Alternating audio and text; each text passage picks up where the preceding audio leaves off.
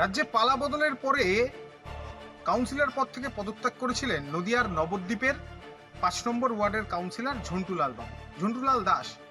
তিনি কাউন্সিলর পদ থেকে পদত্যাগ করেন এবং রীতিমতো যাতে সুষ্ঠুভাবে এলাকার মানুষ এবং এই পৌরসভা ভালোভাবে চলে এবং তাদের দল যেহেতু পদে নেই অর্থাৎ সরকারে নেই, সে কারণেই এবং তার সঙ্গে সঙ্গে সময় মতো তিনি সময়ও দিতে পারছিলেন না ওয়ার্ডের মানুষজনকে, তাই পদত্যাগ করেছিলেন বলে সূত্রের খবর।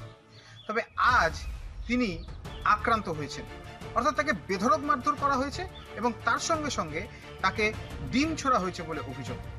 আজ তিনি একটি বিদ্যালয় থেকে যখন বাড়ির উদ্দেশ্যে যাচ্ছিলেন তখনই বেশ কয়েকজন তাকে রাস্তায় আটকায় এবং তারপর তাকে রীতিমতো বেধড়ক মারধর করা হয়। রক্তাক্ত হয়ে যান এই ৫ নম্বর ওয়ার্ডের কাউন্সিলর, নবদ্বীপ পৌরসভার প্রাক্তন যিনি কাউন্সিলর রয়েছেন, এবং তারপর তাকে ডিমও মারা হয় বলে অভিযোগ।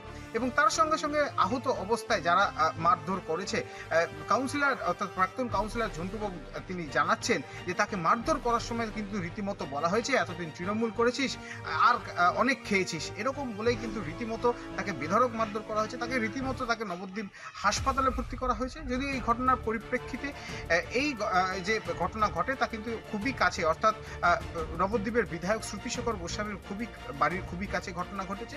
যদিও এই বিষয়ে তীব্র ক্ষোভ প্রকাশ করেছেন নবদ্বীপের বিজেপি বিধায়ক শ্রুতিশেখর গোস্বামী। তিনি কিন্তু জানিয়েছেন এই ঘটনার সঙ্গে যে বা যারা জড়িত তাদেরকে অবিলম্বে চিহ্নিতকরণ করতে হবে এবং চিহ্নিতকরণ করে প্রশাসন এদেরকে যেন দৃষ্টান্তমূলক শাস্তি দেয়। তার কারণ বাংলায় এখন আইনের শাসন চলছে, কোনো রকম দুষ্কৃতিমূলক কাজকর্ম এখন বাংলায় করা যাবে না। তবে যারা এই ঘটনা ঘটিয়েছে তাদেরকে অবিলম্বে চিহ্নিতকরণ করে উপযুক্ত শাস্তির ব্যবস্থা করবে পুলিশ প্রশাসন।